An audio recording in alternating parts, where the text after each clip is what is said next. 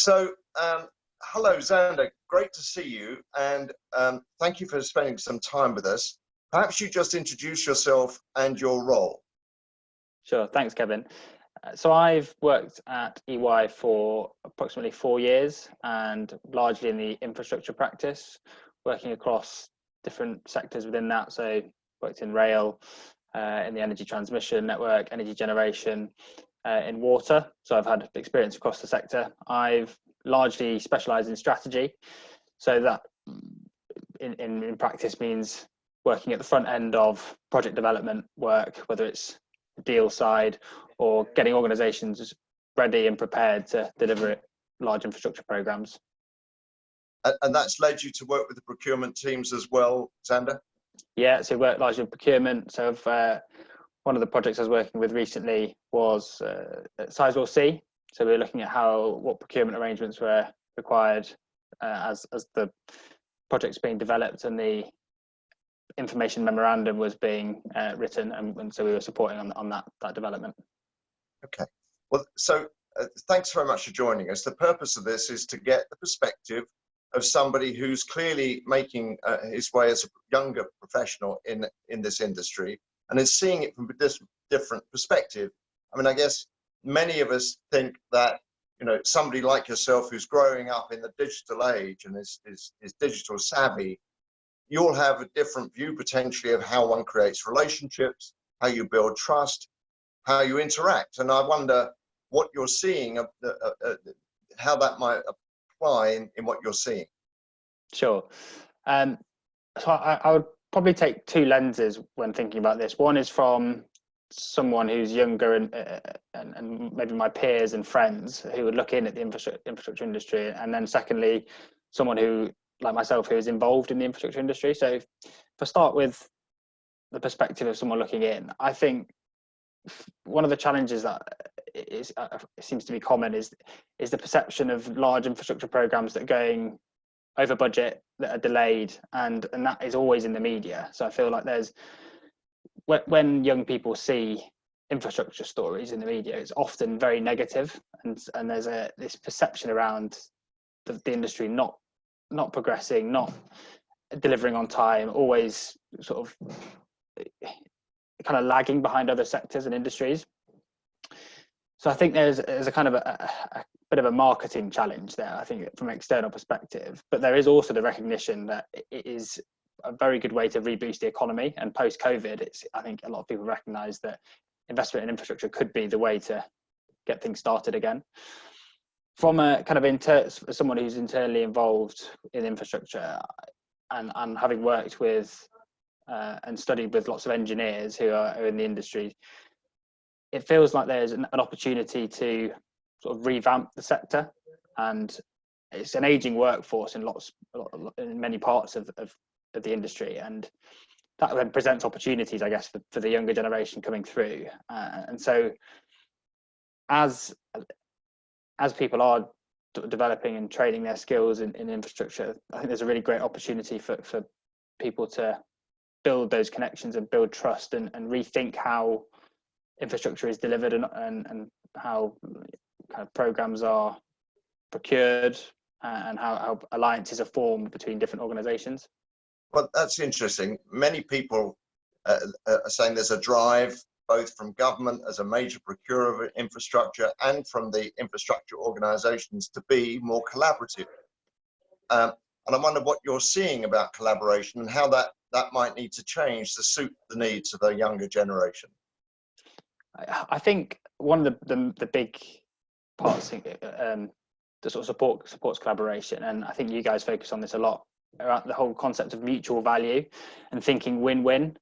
So making sure that when you collaborate with, whether it's suppliers or partners, that everyone is winning in the deals that you strike, in the relationships that you have. Because if it's a win-lose, then you may win big in the short term, but lose out in the long term. And this whole concept, I think, of long-term value creation is really important. So bringing sort of partners and suppliers and organizations in together and thinking about long-term value creation, I think, is a really important step in the right direction. And are you seeing efforts to improve on collaboration from your perspective? So for an example, we've been working with Highways England, and they have, so I guess this is at an organisational level, and I can then talk a bit more about a personal level. So Highways England have formed this alliance partnership with a number of suppliers because they've recognised that in order to have resilience when delivering infrastructure programmes, there needs to be a recognition that these suppliers need a sort of balance sheet and profits that make it sustainable for them to operate. So in the alliances that are being developed for some of the major smart motorways programs, we've seen much more collaboration across the organisations there.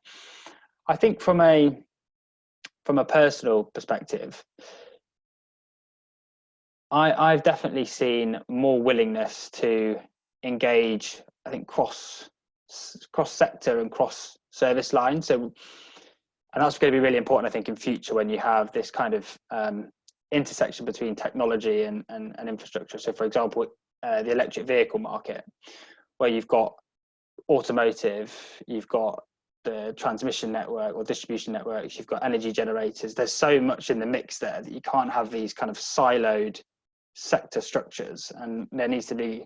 And even in that example there, you've got people like Highways England, so they own the roads in some parts. How do you make sure that the automotive companies are speaking to the road companies, that are speaking to the network operators, so people like National Grid? So there's almost the technology is almost forcing that kind of collaboration between different industries.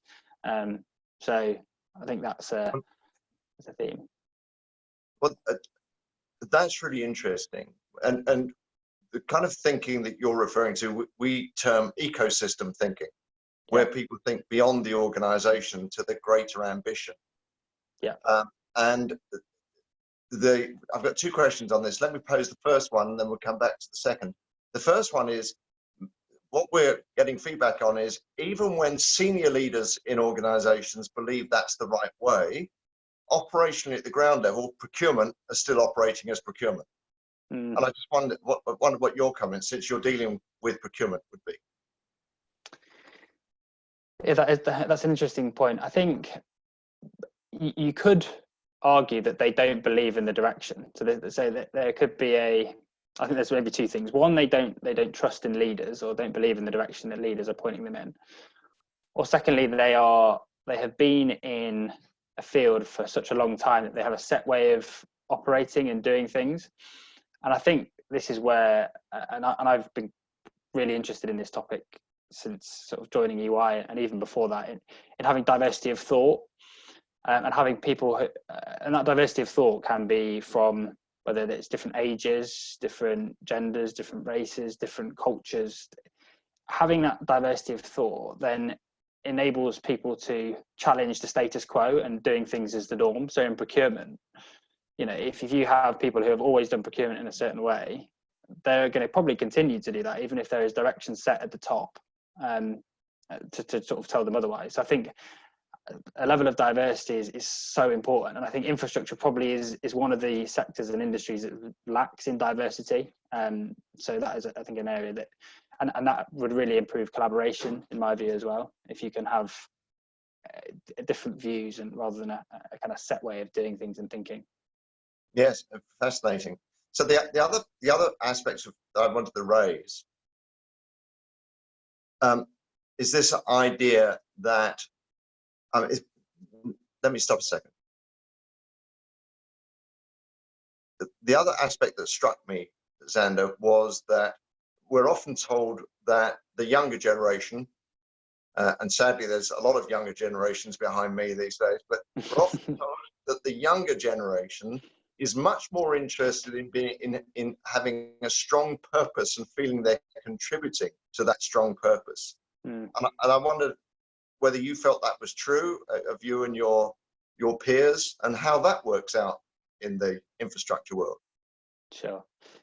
I think for me that resonates hugely. And if I'm being completely open and frank, the infrastructure sector, when working it can be frustrating sometimes. I found it quite slow, especially when I've got colleagues and peers who work in very fast-paced consumer goods and technology companies. And so there's sometimes a thought of, oh, these sectors are really sort of fast and cool and exciting. But what keeps me in infrastructure and the reason that I find it really interesting is the purpose angle on it. And it's the fact that this is such an important part of the economy. And so developing these projects, whether it's Crossrail, whether it's HS2, whether it's building hospitals, these are all kind of public services that need to be developed to support communities. So the purpose, the kind of purpose of developing infrastructure, it certainly drives me. So yeah, I think that's something. And the link that I'd ask about is, and does it drive those procurement people we were just talking about? I think, again, it comes back to what the makeup of those the procurement teams are. If you have for example, if it's an older generation who are driven perhaps by different motives, and that then will drive certain behaviours. And so if you have a wider representation of communities and the public in those procurement teams and circles, you're driven by lots of people who have different perspectives, and therefore you'll drive to outcomes that support a larger majority of the public. Yeah. So I think for me, a lot of it comes back to having that purpose at the centre, but also having a diverse pool of people that are driving towards a common purpose. And you see that in the Nightingale Hospital, for example, where everyone was united by a common purpose and a common vision. And the success for that project was huge. Obviously, there was the reframing of risk in that scenario, and the burning platform was huge. So how you recreate that in more normal operating environments and procurement cycles is maybe challenging, but I think there are certainly lessons that you could learn from projects like that. And just the last couple of questions. The first is, do you think, what's your bet on whether we're going to return to doing it the way we've already done it, or whether we might learn some lessons from the likes of Nightingale? What's your view? I think that it depends if the optimist or the pessimist is talking. I think I'm generally an optimist, but the pessimist in me says that without that kind of burning platform and the really high risk that was involved in not developing hospitals, it's going to be really, really hard to recreate that sense of urgency and that sense of kind of shared purpose. But that voice is quieter in my head. I think that I've got much more optimism around the fundamental shifts in behaviours after this crisis, and the appreciation of the fact that relationships and human interactions are really important. And fundamentally, I think for successful project delivery, we were discussing earlier on the conference call, is driven by good relationships and trust between people. And I think people will come out of this crisis on the other side with more of an appreciation for the relationships they have. And so on the softer side of things, I think there will be a focus on value that is not just driven by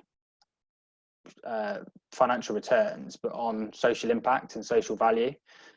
And therefore, I think uniting behind that social value and common purpose will be more prevalent in the new norm. So yeah, I'm optimistic about it, and I think it's basically been a bit of a kick that the infrastructure and the construction industry has needed to kind of get them into the next gear, because they've proven that they can do it. So as you say, there's lessons to be learned, and it's just how we sustain that and make sure that those lessons that have been learned are embedded in the new ways of developing projects. So yeah. I mean, I found what you said really helpful and insightful. Thank you. What I've gained from it is you think there's a very strong need to build shared ambition, but it should be shared at a level of stakeholders which is beyond that of the individual business. It should be an ecosystem ambition. Yeah. What are we doing at the highest level? That will be successful if we can build relationships of trust. That may need not just the leadership talking about it, but it may need at the operating level, procurement, delivery, whatever, those people to take a new mindset. And you've suggested that there may be a diversity of mindset, which I think is very important. We need to help people go through. It's not just doing what you've always done. Yeah. And I think you've said that engages people, that will engage people like yourself and others much more strongly. Yeah. So thank you for that. I hope I've summarised what you said very there. well. Yeah, that's summarised very well. If there were one last message that you wanted to give to other people and senior people in the industry, what would it be? I think if I was talking to the younger generation, I would say infrastructure can be exciting and it can be different and it will drive change. So, get involved. I think there is a bit of a there can be a bit of a kind of misconception around it's an old industry, it's not that exciting, but I think it really can be, and it's up to the younger generation to make it exciting because they're the people coming through. To the older generations, the people who have got the experience and have have seen a lot of the challenges, but also have helped drive change. I guess try and pass on knowledge and coach the younger generations coming through. It's, for example, at EY, they've people like Chris have been great in involving the younger people and coaching them through, whether it's informal or formal experiences and in projects and more informal settings. So I think the coaching angle for me is really important, and just making sure that we can pass on the knowledge and transfer it down as the younger generation comes through. Yeah. Well, Xander, that's been really helpful. Thank you so much. Well, thanks very much for having me. Right.